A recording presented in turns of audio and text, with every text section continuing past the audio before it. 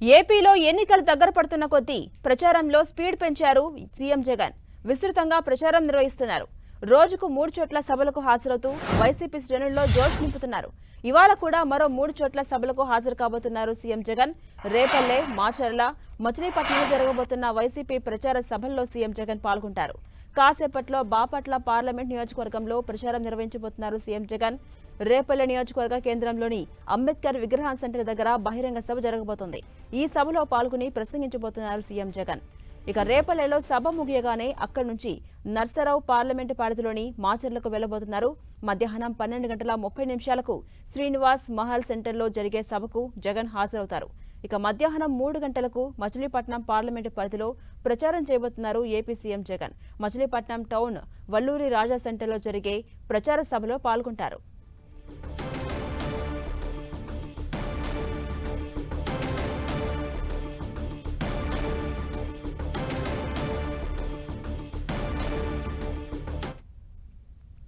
ఇక ఇదే అంశంపై మరింత సమాచారం మా ప్రతినిధి దుర్గానాయుడు అందిస్తారు. దుర్గానాయుడు, ఎన్ని గంటలకు రేపల్లె సభకు హాజరయ్యే అవకాశం కనిపిస్తోంది? ఇవాళ షెడ్యూల్ ఎలా ఉంది?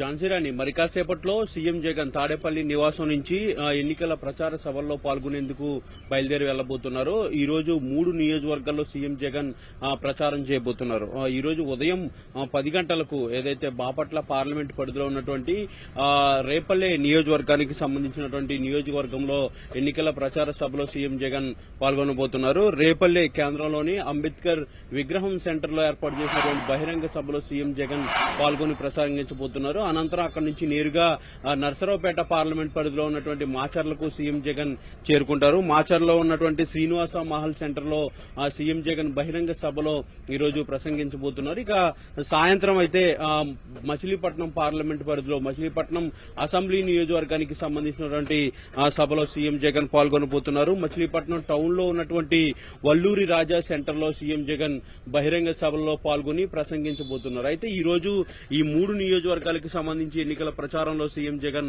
పాల్గొనబోతున్నారు. అయితే ప్రతిరోజు కూడా 3 నియోజకవర్గాల్లో సీఎం జగన్ ఎన్నికల ప్రచార సభల్లో పాల్గొంటున్నారు. ఎన్నికలు సమీపిస్తున్న నేపథ్యంలో తన ప్రచారాన్ని దూకుడు పెంచడంతో పాటు తన ప్రసంగాన్ని కూడా మరింత దూకుడుగా సీఎం జగన్ పెంచుతున్నారనే చెప్పాలి. ఒక పక్క గత 5 ఏళ్లుగా తాను ఏం చేశాననేది పూర్తిగా లెక్కలతో సహా చెప్తున్నారు. దీంతో పాటు నవరత్నాలు ప్లస్ అంటూ మేనిఫెస్టో కూడా తీసుకొచ్చారు. కాబట్టి మేనిఫెస్టోలో ఏవైతే కొత్తగా తీసుకొచ్చారో వాటిని కూడా యాడ్ చేసి సీఎం జగన్ వచ్చే ఎన్నికల తర్వాత ప్రభుత్వం ఏర్పాటు తర్వాత వీటిని కూడా అమలు చేస్తామంటూ కూడా హామీ ఇస్తున్నటువంటి పరిస్థితి. దీంతో పాటు మేనిఫెస్టో అంటే ఏంటి, మేనిఫెస్టో గురించి గత ప్రభుత్వాలు ఏ విధంగా పట్టించుకున్నాయి, జగన్ ప్రభుత్వం ఏ విధంగా పట్టించుకున్నదనే విషయాన్ని కూడా సీఎం జగన్ క్లియర్ గా చెప్తున్నారు. 99.9% మేనిఫెస్టోను అమలు చేశామంటూ కూడా సీఎం జగన్ చెప్తున్నారు. డీబీటీ ద్వారా 2.6 లక్షల కోట్లు నేరుగా ప్రజల ఖాతాలోకి వేశాం, ఎక్కడా కూడా అవినీతి జరగకుండా గ్రామ సచివాలయాలు తీసుకొచ్చాం. వీటన్నిటికి సంబంధించి కూడా ముఖ్యంగా విద్యా వ్యవస్థ, వైద్య వ్యవస్థలో తీసుకొచ్చినటువంటి మార్పులు వీటన్నిటినీ కూడా పూర్తిగా సీఎం జగన్ లెక్కలతో సహా వివరిస్తున్నటువంటి పరిస్థితి కనిపిస్తుంది. ఒక పక్క తాను చేసినటువంటి పాలనకు సంబంధించి చెప్తూనే మరొక పక్క గతంలో చంద్రబాబు అలాగే బీజేపీ జనసేన అధినేత పవన్ కళ్యాణ్ 3 కలిసి ఎన్నికల్లోకి వెళ్లారు. కూటమి ప్రభుత్వం గతంలో 2014 నుంచి 19 వరకు కూడా వచ్చింది. కాబట్టి ఆ పీరియడ్ లో ఏం జరిగిందనే విషయాన్ని కూడా చెప్తున్నారు. అప్పుడు చంద్రబాబు ఇచ్చినటువంటి 600 హామీలకు సంబంధించి కూడా ప్రస్తావిస్తూ అందులో ముఖ్యమైనటువంటి పాయింట్లు, ముఖ్యంగా చంద్రబాబు, మోడీ, పవన్ కళ్యాణ్ ఫోటోతో టీడీపీ పంచిపెట్టినటువంటి కరపత్రాలను చూపిస్తూ సీఎం జగన్ వీటికి సంబంధించి పరిస్థితి ఏంటి, ఈ హామీలన్నీ అమలు చేశారా అంటూ కూడా ప్రశ్నిస్తున్నటువంటి పరిస్థితి కనిపిస్తుంది. దీంతో పాటు పొలిటికల్ గా కూడా సీఎం జగన్ ఎప్పటికప్పుడు ప్రతిపక్షాలు చేస్తున్నటువంటి కామెంట్స్ కి ధీటేగా సమాధానం ఇస్తున్నారు. ప్రస్తుతం అయితే ల్యాండ్ టైటిలింగ్ యాక్ట్ కి సంబంధించి సీఎం జగన్ ఇటీవల మాట్లాడినటువంటి వ్యాఖ్యలకు సంబంధించి పూర్తిగా ప్రతిపక్షాలకి కౌంటర్ ఇచ్చారు. ఎందుకంటే ల్యాండ్ టైటిలింగ్ యాక్ట్ పేరుతో భూములు కాజేస్తున్నారు ప్రభుత్వం అంటూ కూడా చంద్రబాబు, పవన్ కళ్యాణ్ తో పాటు ప్రతిపక్ష పార్టీలు చేస్తున్నటువంటి ఆరోపణల నేపథ్యంలో అసలు ల్యాండ్ టైటిలింగ్ యాక్ట్ అంటే ఏంటి, భూముల భద్రత కోసం ఈ చట్టాన్ని తీసుకొచ్చారు. దీంతో పాటు భూ రీసర్వే ఏదైతే జరుగుతుందో సమగ్ర సర్వేకి సంబంధించినటువంటి వివరాలు ఏంటి, వీటన్నిటినీ కూడా లెక్కలతో సహా సీఎం జగన్ వివరించారు. ముఖ్యంగా ల్యాండ్ టైటిలింగ్ యాక్ట్ అనేది చాలా మంచి చట్టం. అది వస్తే గనక ఉన్నటువంటి వివాదాలు వీటన్నింటినీ కూడా తొలగిపోతాయనే విషయాన్ని కూడా సీఎం జగన్ పదే పదే చెప్తున్నారు. దీంతో పాటు ముస్లిం రిజర్వేషన్ కి సంబంధించి, సిఏఏకి సంబంధించి వీటికి సంబంధించినటువంటి క్లారిటీ కూడా ఇస్తున్నారు. ఆ రాష్ట్రంలో ఉన్నటువంటి రాజకీయ పరిస్థితులతో మాట్లాడడంతో పాటు తాను ఏం చేశాననే విషయాన్ని కూడా సీఎం జగన్ చాలా స్పష్టంగా ఈ ప్రచార సభల్లో చెప్తున్నటువంటి పరిస్థితి కనిపిస్తుంది. ఝాన్సీ రాణి. అలాగే దుర్గా, ఏ సభలో జరిగినా సరే చంద్రబాబు టార్గెట్ గా విమర్శలు గుప్పిస్తూ వస్తున్నారు. అలాగే రీసెంట్ గా ల్యాండ్ టైటిలింగ్ యాక్ట్ కి సంబంధించి ఒక క్లారిటీ ఇచ్చారు సీఎం జగన్. ఈ సభ ద్వారా ఇటు ఎలాంటి కామెంట్స్ చేయబోతున్నారు? ఈ ల్యాండ్ టైటిలింగ్ యాక్ట్ కి సంబంధించి ప్రస్తావన ఈ సభలో వచ్చే అవకాశం ఉందా?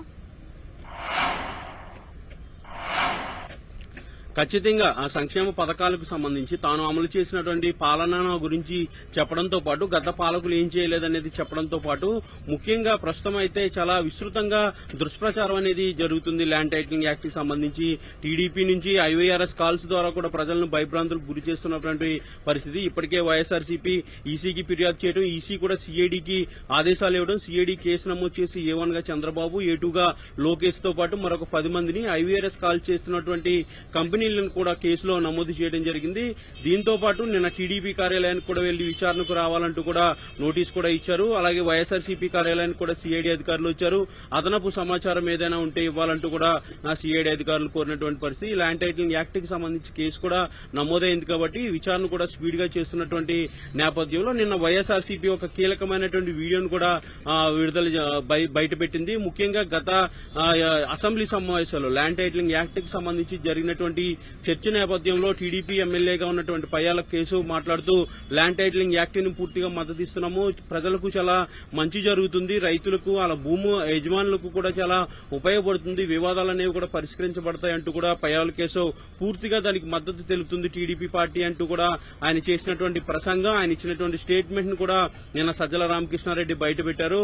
అది ప్లే చేసి టీడీపీ గతంలో హామీ ఇచ్చింది, అంగీకరించింది, ఇప్పుడు మాట తప్పి ప్రజలను భయభ్రాంతులకు గురి చేస్తున్నారు, ఎన్నికల కోసమే ఇలాంటి దుర్మార్గమైనటువంటి ప్రచారం జరుగుతుందంటూ కూడా వైఎస్ఆర్సీపీ చెప్తున్నటువంటి నేపథ్యంలో ఈ రోజు సీఎం బహిరంగ సభలో ఖచ్చితంగా ఈ అంశం గురించి మాట్లాడబోతున్నారు. ఒక పక్క సిఐడి కేసుకు సంబంధించి, మరొక పక్క ఏదైతే అసెంబ్లీలో టీడీపీ ఇచ్చినటువంటి స్టేట్మెంట్ పయాల కేసు మాట్లాడినటువంటి మాటలకు సంబంధించి కూడా ఈ రోజు సీఎం జగన్ ప్రస్తావించబోతున్నారు. ఇప్పటికే బీజేపీ కూడా ఈ విషయంలో 2 నాలుకల ధోరణి కూడా కనిపిస్తుంది కాబట్టి ముఖ్యంగా బీజేపీ వెర్షన్ ఏంటనేది ఈ రోజు ప్రధాని కూడా ఆల్రెడీ వస్తున్నారు కాబట్టి వైఎస్ఆర్సీపీ ప్రధానంగా డిమాండ్ చేస్తుంది బీజేపీ తోటి, అలాగే ప్రధాని తోటి ఈ ల్యాండ్ టైటిలింగ్ యాక్ట్ మాకు వద్దు అనేది ప్రకటన చేయించగలుగుతారా అంటూ కూడా సవాల్ విసురుతున్నటువంటి పరిస్థితి. ఇప్పటికే టీడీపీ అధినేత చంద్రబాబు తాను అధికారంలోకి వస్తే ల్యాండ్ టైటిలింగ్ యాక్ట్ ని రద్దు చేస్తానంటూ కూడా ప్రకటన చేసినటువంటి నేపథ్యంలో బీజేపీ వెర్షన్ ఏంటని వైఎస్ఆర్సీపీ ప్రశ్నిస్తుంది. ఏదన్నప్పటికీ కూడా ఈ రోజు 3 సభల్లో సీఎం జగన్ ఎన్నికల ప్రచార సభల్లో పాల్గొనబోతున్నారు. రేపల్లె, మాచర్ల, మచిలీపట్నం ఈ 3 సభల్లో కూడా పెద్ద ఎత్తున ప్రజలు వస్తారంటూ కూడా పార్టీ నేతలు అంచనా వేస్తున్నారు. Jhansi Rani. Right, thank you Durga.